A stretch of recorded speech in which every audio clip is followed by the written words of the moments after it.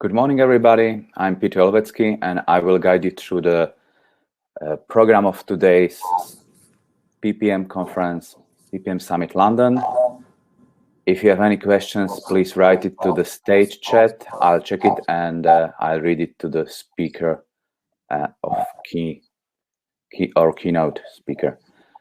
First case study will be presented by Peter Carter-Luke. Peter leads strategically critical investment projects in the product supply division of Novo Nordisk. With 25 years of experience in project management, Peter brings extensive pharmaceutical project execution experience and understands the interfaces between strategy, tactics, and project execution. As an experienced project executive, he understands the need for building coalitions and ensuring alignment across broad stakeholder landscapes in order to effectively secure project results. Peter, over to you. Thank you very much. Am I coming through and are you hearing me okay? I do. Excellent. Well, on behalf of the PPM Summit London, welcome to this speak, and hope you're all staying safe wherever you are in the world. These are trying times for all of us, so it's great to see that the networking is still finding its form in new forms, but hopefully also in rewarding form for you on the other side. If there are any questions throughout, I know there's some technology to make that work, and we'll see if that can somehow or another come back to me where I am in today, sunny Denmark. So I'm excited to be here, and we'll get started. What I was going to share with you today is sort of a case study where I'll bring some reflections on what has worked for me throughout the years, and in specifics with examples from projects in terms of delivering what I'll call complex capital projects. Not that all projects aren't difficult, but they do tend to have different aspects in terms of the volume of stakeholders involved, the volume of cost, of course, and then with that, complexities of schedule. So there is some sort of a function of complexity that's driven by the physics of the project, the timeline of the project, the volume of stakeholders, and I'll probably spend a lot of time on that and maybe less on more the technical parts, recognizing that this forum is a PPM forum, which deals more in R&D aspects of projects. So I'll try to bridge over from the capital projects environment. What are some of the common denominators between a capital project and a portfolio management role in R&D projects? Give you an overview of what Novo is all about as an organization. We obviously feel at Novo that we're the world's most known organization. I worked in the US for many years and no one have ever heard of Novo Nordisk. So it probably is an idea just to give you an overview of who we actually are. And I'll come with a few challenges and recommendations. So quickly about myself, I've always been in capital project delivery for the last 25 years in the US and in Denmark, but working globally in a mixture of pharmaceutical space, commercial real estate for a few years, but always in a significant technical complex environment. Currently working on some large project in Denmark, and in general, always as the liaison between the owner organization and the delivery organization, being engineering firms, constructors, commissioning professionals, etc. And also I've been involved in all aspects of execution, whether it was project management, design execution, leading owner teams, or dealing with the cost and schedule and risk aspects of projects. So who is Novo Nordisk? So essentially we are the world's biggest manufacturer of diabetes treatment products, which basically means everything from insulin to hormones for the different types of diabetes, type 1 and type 2. With that, we're also growing now significantly in the area of obesity treatment. And we also have a whole series of hemophilia, growth disorders, menopause products. So it's a mixture of a portfolio, but a significant part is diabetes treatment. And we've been year over year growing somewhere in the neighborhood of 10%, bringing us into in the significant player arena at this point. And our products are well sought after, which means we have a high demand, which means in the product supply group, which is where I work, there is a significant pull for our products, and therefore high activity in terms of executing investment projects to increase capacity. I would say we're one of the pharma firms with the largest portion of our supply chain in-house. You've all heard of the CMOs. Some of you work for CMOs, contract manufacturers. We essentially manufacture the bulk of our product in-house. So from the research development, the early fermentation processes, through recovery, through purification, through device manufacturing and assembly, packaging, and essentially works all within the Novo Nordisk family of production sites. So a very large portion of our supply chain is in-house. I work in what's called product supply, which is the group that is involved with all these steps. And more specifically, I work in the API manufacturing, which is everything up through produce API to the left. So the first step of the production supply, which also covers the launch products, test products, and everything that we have leading right out of our research pipeline. We have strategic locations all over the globe. Historically, we've had API manufacturing only in Denmark. With the recent completion of our Clayton, USA site, we now have a significant API manufacturing footprint outside Denmark and in our largest market being the Americas. Then we have packaging and filling across the world, some for local supply, but some for global supply, but very much a global footprint, and which continues to be an area of focus for us. So product supply, again, is the group I work in, and just in numbers, about 14,000 employees, about 630 million pre-filled devices per year, about 3 million durable devices, a billion cartridges, equal amount of needles, and greater than 500 new product launches in the pipeline. Lots of quality inspections from around the world, from the different regulatory agencies that cover the markets that we are present in. And we spend about close to, what would that be? That's somewhere in the neighborhood of 900 million euros per year in investments. That's kind of the average. These years we're on an increase given the increased demand for product. So that's just sort of a broad average. So the API manufacturing, which I'm a member of, which is the acronym DAPI, D for diabetes, so is essentially, we're probably closer to about 2,000 people now. Kalundborg, which is Western Zealand, which is in Denmark, which is in Scandinavia and Northern Europe. And then we have the US site just around the Raleigh-Durham area in North Carolina. The site on the bottom left is our newly completed API manufacturing site in the US, which I was involved in the early stages of programming and getting that up and running. So essentially now we have a solid API manufacturing footprint globally. So what I was going to do today is give you a little case study on one of these projects, and from a project management perspective, what do I see as some of the critical success factors for program and project managers, not just in construction engineering projects, but very much across the board of project management.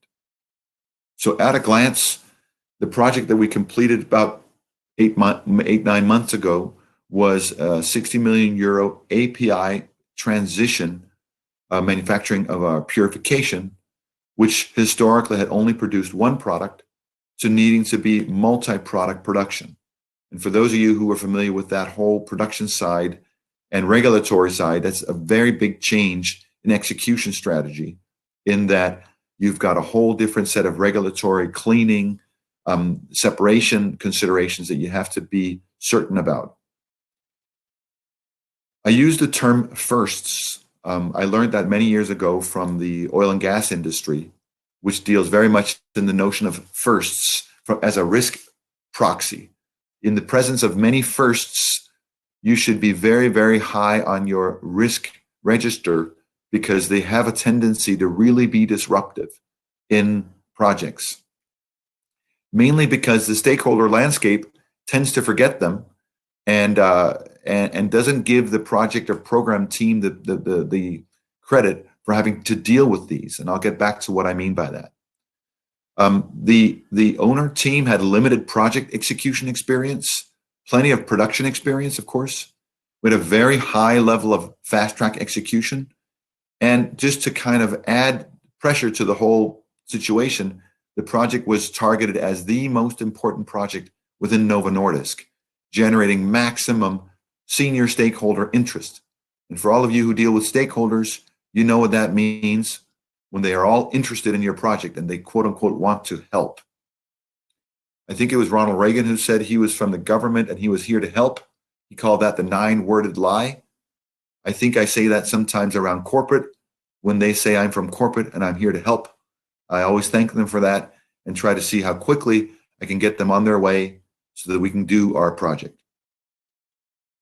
Just a quick picture at a glance. What did we do?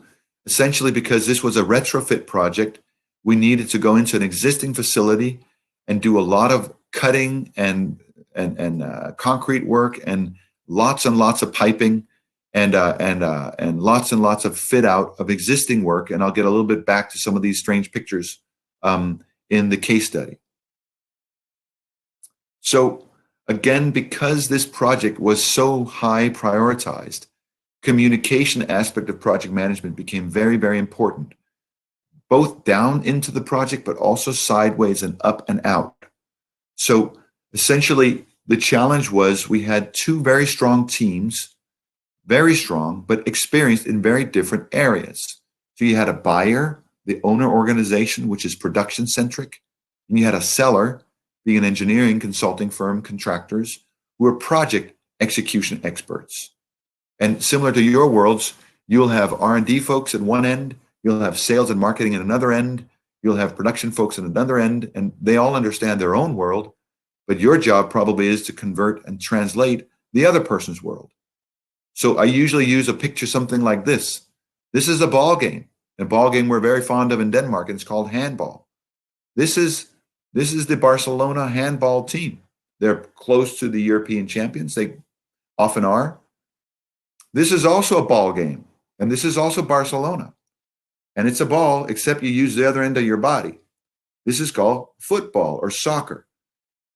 Each person comes as an expert in these two areas, but I'm asking this whole team to play soccer. So this is a highly stress-inducing environment for an expert in handball, because everyone's looking at them as an expert, but we're assuming that they can play soccer.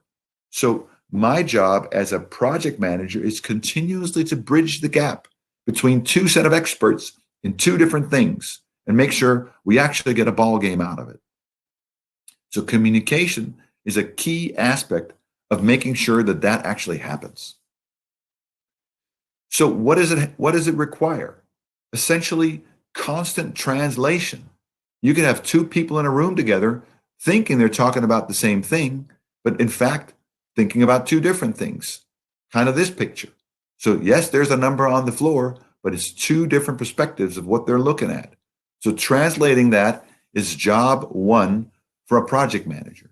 In general, I'm usually pretty paranoid that that is what's occurring. And I would say one day does not pass where I'm not running into some sort of an example of that. Reconfirm what was said. Change the framing of the question to make sure that people still understand what the other person's saying. And don't be afraid to ask dumb questions. So making sure that the expert in soccer doesn't belittle the expert in handball when they ask a dumb question about offside rules, and repeat what you thought you heard and what you're going to use the information for. So we're not saying, I see 3 and I see 4. This is probably the number one thing I'm dealing with. I think I have 2 meetings today dealing with this issue, and the issue showed up yesterday. And it's not that anyone's trying to be wrong, it's simply just what they're seeing and the vantage point they're coming from. What happens with large complex projects is both parties only put very experienced people on the project, and therefore they're used to being successful, and therefore there are also very high expectations to how other people are reacting to their information. So anyway, this is really important. Communication. It's probably unlikely that you're over communicating. One of the things that I've applied successfully is what I call a T+3 model in your communication. What are we doing today and 3 days forward? What are we doing today and 3 weeks forward? What are we doing today and 3 months forward? So that we constantly have a view of what's on the short court, what's on the medium, and what's on the long range planning. And we do that through a whole series of different types of communication tools. So we have daily board meetings every day at 8 o'clock.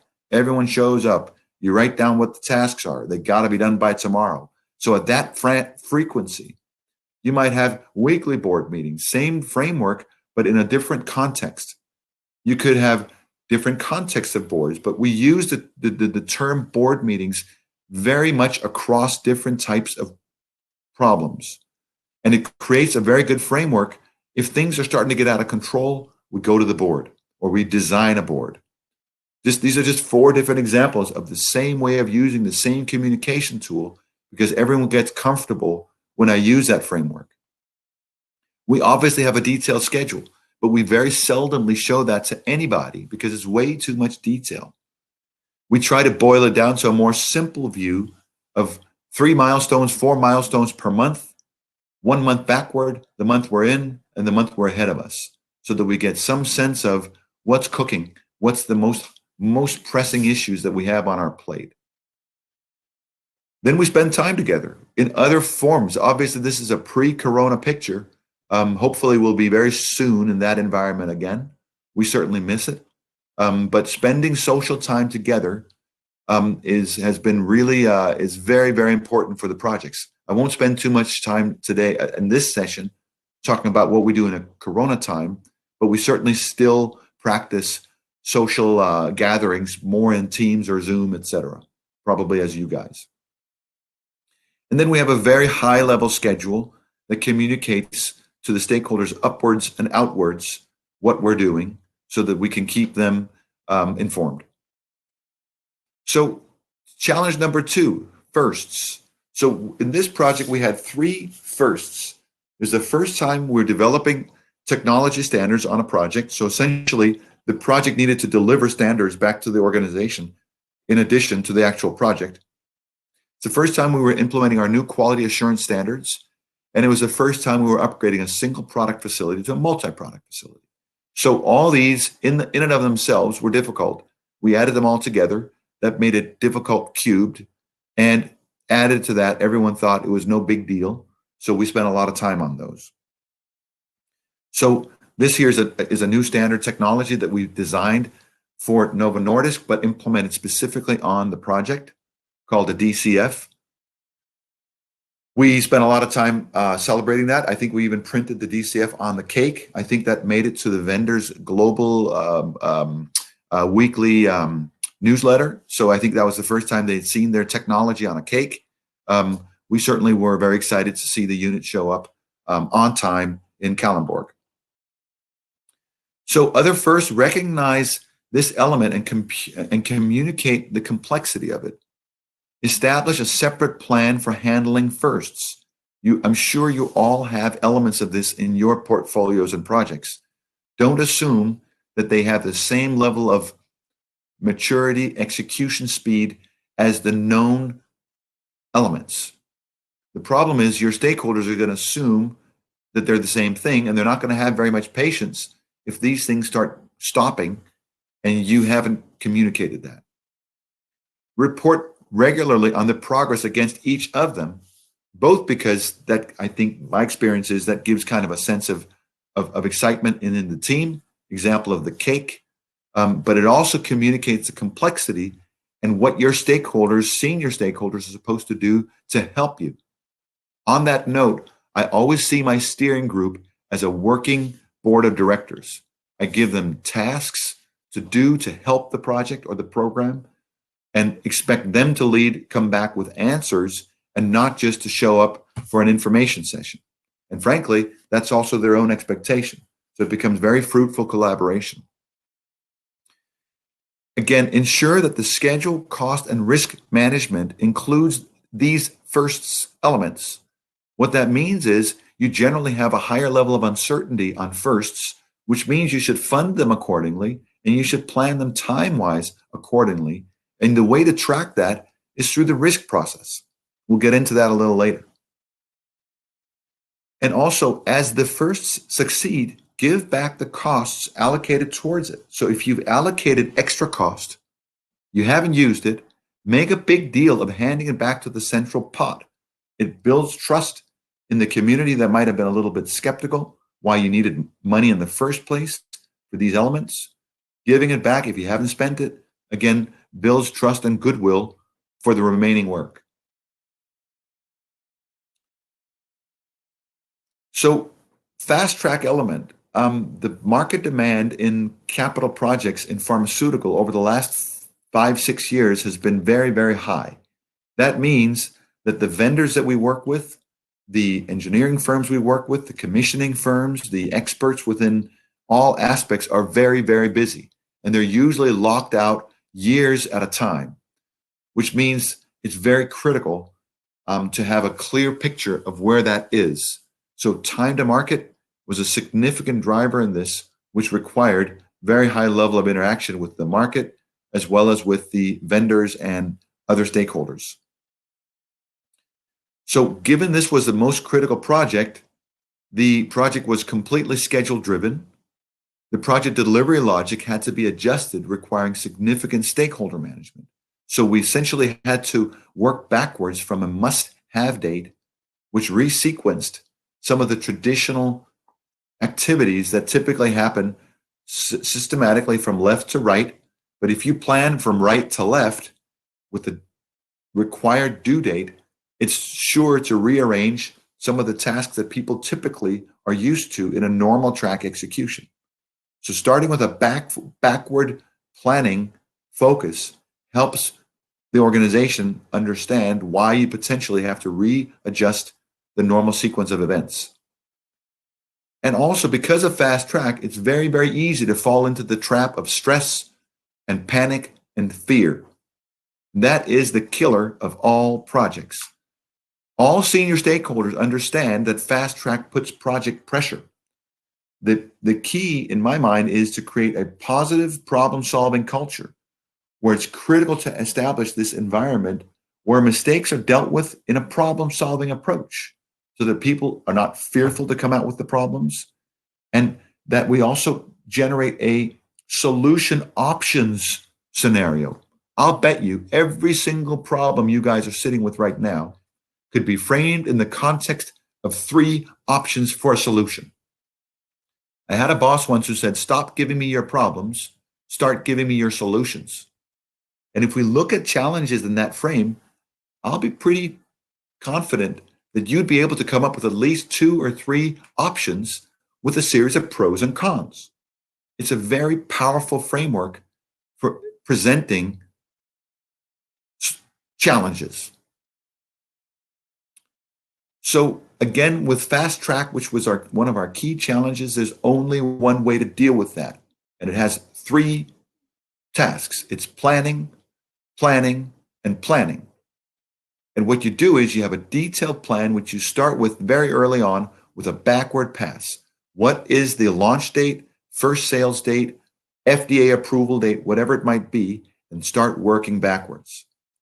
That usually means that you're 6 to 9 months late. Then you can start dealing with that and saying, okay, given normal execution, we're 9 months late. The good news is we're realizing that 3 years in advance. So what can we do about it? Get the baseline set, come up with the options, the scenarios, the trade-offs, the pros and cons, present that to steering committees so that they feel engaged in the solution and they also understand the risks. Communicate the schedule with graphics, short range, mid-range, long range, as I explained before. And that gives a joint problem-solving attitude also for the steering committee and also for the senior executives. Make sure that all pieces are integrated. Ensure full connectivity between the scope, the progress measurement, the resource allocation, the change management, the baseline estimate, the contingency management, the corporate calendar-driven processes. Boards of directors usually meet 4 times a year. If you need board approval, don't show up the day after the board meeting or you just lost 3 months. So making sure that those corporate calendar-driven events are very, very early identified. The good news about them is they're known. Get them out there, and it also helps you drive urgency into the project because people usually don't want to delay a board meeting.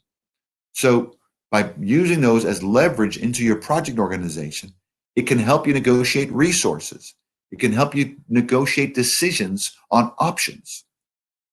So creating a burning platform through some of the outside drivers, whether it's an R&D project or a construction project, or frankly, which decision to make for your family, where to travel after COVID-19, same framework. Integrate the pieces. Also, keep a well-maintained toolbox.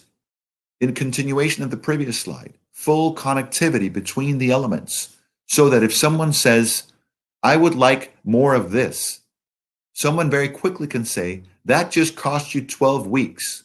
Do you still want it? Or this cost you €1 million. Can we afford that?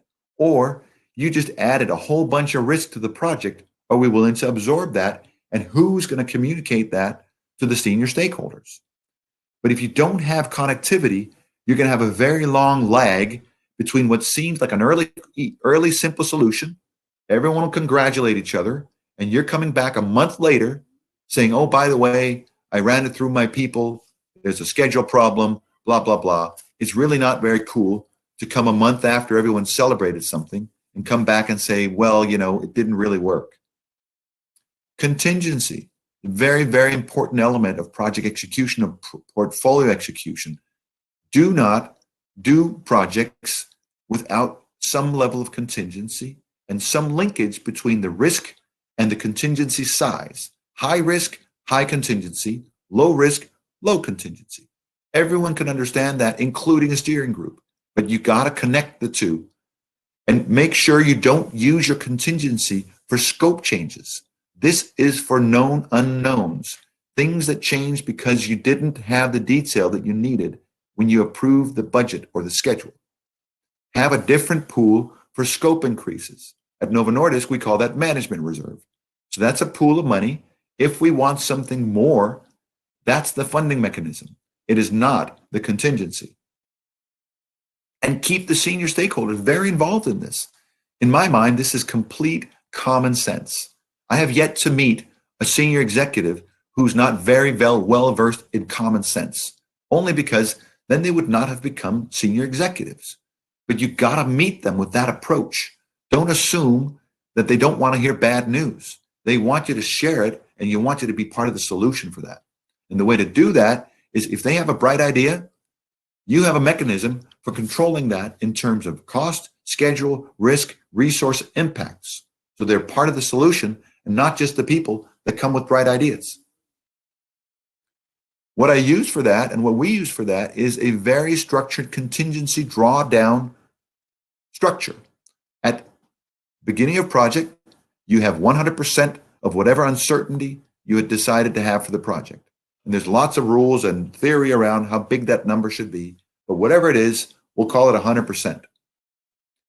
The light blue curve is the baseline. When you get to the end of the project, you've probably used your uncertainty.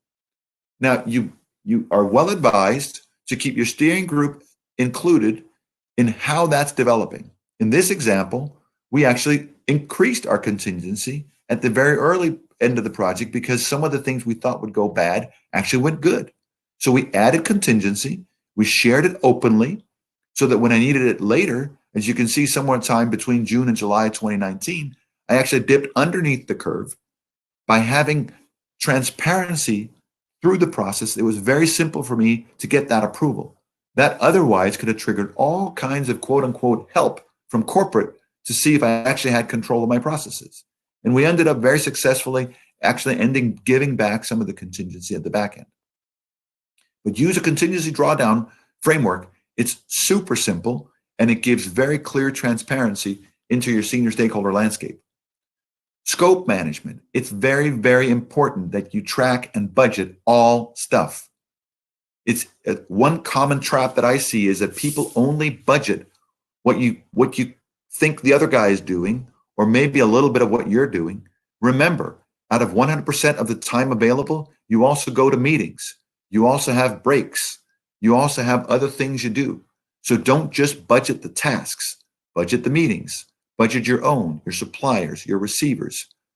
Do a man-hour budget for the above, because if you don't have 100% scope focus, you will not understand the big picture. So this gives a very clear and comfortable level of tracking that everyone understands what do we need to produce in what time frame. Super simple. Just use it. Make sure you have all your deliverables tracked. Interface management, a very key component in my mind of project management, is making sure the interfaces, everything inside your own sphere of influence, you're typically pretty well in control of. And it's probably also the case for your counterpart. Where it usually disconnects is in the interface. So make sure that you have that outlined. Start with the assumption that that will be a challenge. What I've started producing is interface documents. So let's write down what our assumption is for the handshake. What do you do? What do I do? And when do we shake hands? Put a content on it. What's the schedule elements? What's the cost elements? And so forth. And then put that together. And you could have multiple of these. These are two different examples from two different elements of a given project, but the mechanism makes everyone very comfortable in each their space. So one of the other things that we'll maybe get into a little later in one of the other sessions is how do we bridge the gap with technology? These are a few examples of what we use just to produce projects. We use 3D design, both in terms of greenfield sites, which is the bottom left-hand corner, also when we do retrofits. So what you're seeing on the top right corner are future tanks being designed in India, but as they're being designed in India, they are appearing through an iPhone in the facility. And let me show you an example of that.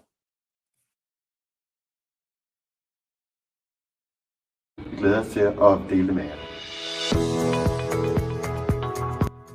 What you're seeing here is through an iPhone, you can see the equipment before it's in site is actually being designed, and we can ensure that the framework and the design is accurate.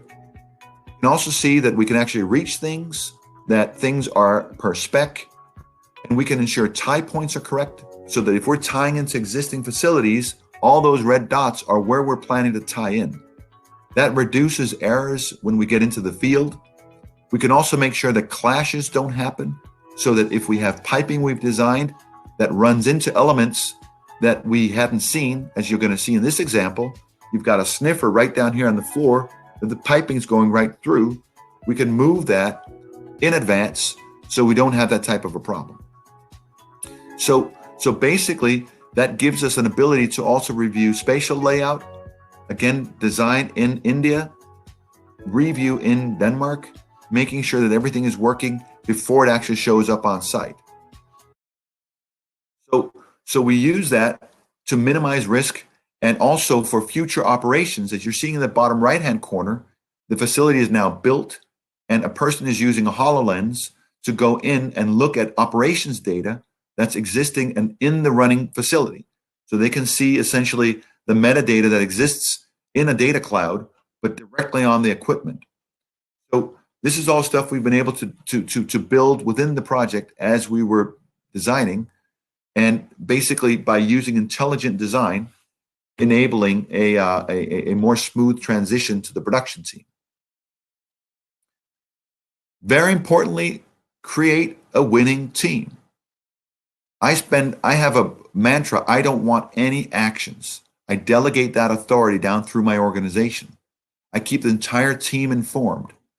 And very importantly, I maintain the mindset that nobody shows up at work in the morning with the intent to do a bad job. I haven't seen it yet. What usually happens is someone was inadequately informed. Someone was too busy to get everyone included. We forgot someone at a meeting. Our challenge is, if team members translate that into frustration or anger or whatever, let's defuse the situation. Again, remember the mantra, nobody comes to work to do a bad job. Communicate solutions, not problems. Sometimes you see a problem, your first instinct is to run to management and say, we have a problem. My recommendation is hold off. Wait till you have some ideas for some solutions and then present both at the same time. It generates a much more structured, comfortable, problem-solving attitude in the project, reducing the amount of involvement you'll get from outside your program or projects. And then again, don't blame, solve. If there's blame to be given, take it in an entirely different framework than getting the problem solved. I like that we sing together. Every Monday, when we're not in COVID-19, we have a joint singing session. It's kind of amazing the change of attitude at the back end of everyone kind of laughing at each other, singing more or less poorly, and mix fun and work. So make sure that there's offsites, there's time for walk and talk. Even in these COVID days, we do plenty of walk and talks. We maintain social distancing of 2 meters, but you can still go for a walk, in particular on a sunny day like today. So we have moved meetings outside. We make sure that we still meet socially. We'll use Teams for that. On Fridays like today, we have a Friday afternoon get-together, which is of pure social nature. We've moved a lot of our meetings out into the open, so we can simply still spend quality time together and get the work done. And so these are very important things for me, that essentially a good project team almost becomes a family. And of course, it's a little bit sad when everything breaks up because the project's over, but then you get to build a new one. So in summary, project management is all about looking forward. And there's a reason why the windshield is much bigger than the rear view mirror. I see a lot of projects, because data exists in fancy systems, this is what they spend their time on.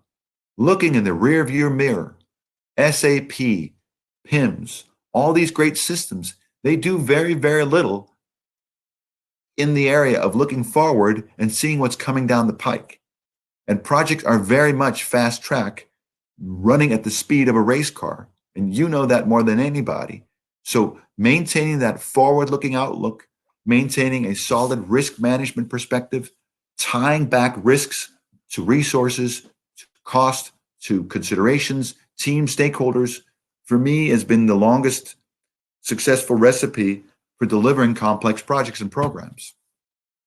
So that's kind of what I wanted to say about what I've seen as critical success factors for delivering projects, always breaking it out into what elements of firsts do we have, how do we track them, making sure all integration is solid. I even have a work package owner for integration, recognizing that in and of itself is so important, in addition to all the physical aspects that need to happen.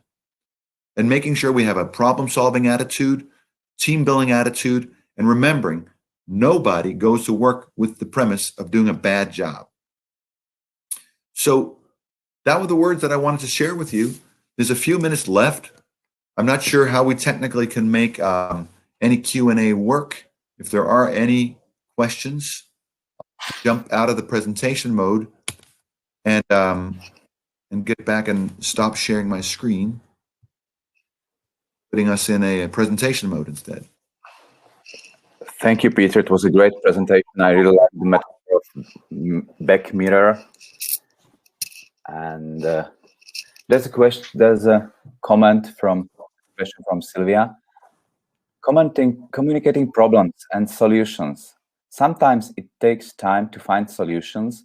during that evaluation time, the stakeholders may hear through the grapevine that a problem exists and are upset that they were not proactively informed. Did this happen to you? It's a great question, and that's always the challenge with that type of elements. What I do within my project team, I make it very clear about communication. Communication outside the project stops and starts with me. If you're in my project, you communicate inside the project, and if there's a problem, you let me know, and we work with together. If you start having leaks in the project, that's exactly what happens. So it's no different than any other situation you all have. Whenever country you live in, there's political administrations that are better or worse at maintaining leaks. And there's a reason for that, because you would like to be able to present a problem together with a series of options for solution.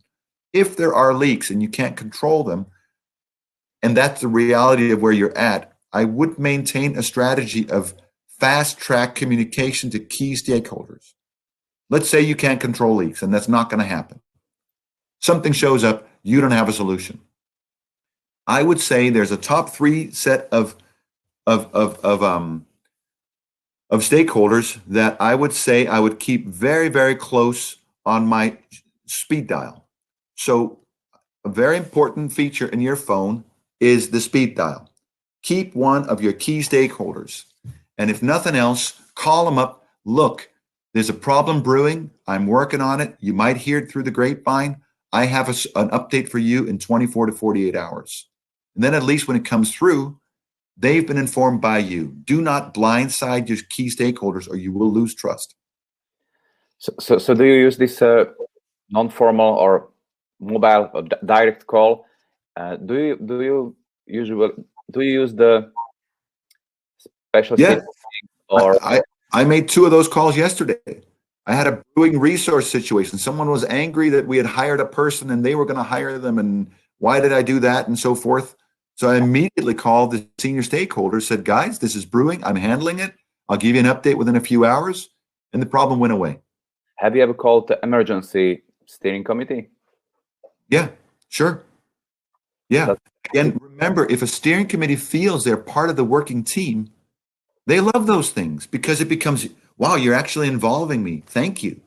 As opposed to calling them, only at some weekly, monthly, quarterly meeting, and they don't feel that they're involved at all. Okay, thank you. There's one more question from Lebushe. How do you convince the steering committee to act if all they expect is to delegate and have only status updates for informations? So how do I convince let me make sure I understand the question. So steering committee to act if all they expect is to delegate and have only status updates. They just want to be informed. Okay, so 2 things. So I maintain 2 things. We always have a monthly progress report that always goes out prior to steering committee, at least 3-4 days. And then what I tell the steering committee is, read the monthly report. If you have any questions, ask. I'm not going to spend time, your valuable time, reciting a monthly progress report. I'm going to spend this meeting with decisions and updates. So I try to keep them very well informed of the classics, cost, schedule, risk, change, whatever. And then I have a very clear 4-decision agenda for steering committee. And I cultivate that idea of, folks, think of this as a small company. I'm the CEO and you guys are the board of directors. I'm expecting you to help me do stuff. So if you just want to be informed, I'll send you the monthly progress report. And you can read it and you can call me and whatever, but I'm not going to sit here and recite a monthly progress report. That's a waste of your time and my time. So by engaging the steering committee as a working board of directors in a small startup, it becomes much more of a team effort. Okay, thank you. I think if they just want to be informed, well, they just need a report, not a steering. They get the report. Okay, thank you, Peter. We're going to the next case study. We will see Peter in 2 other panels, risk management tips and PPM technology. So Great. See you, Peter. Thank you very much. Great. Well, thank you very much. Thanks all out there. We'll see you a little later. Bye-bye.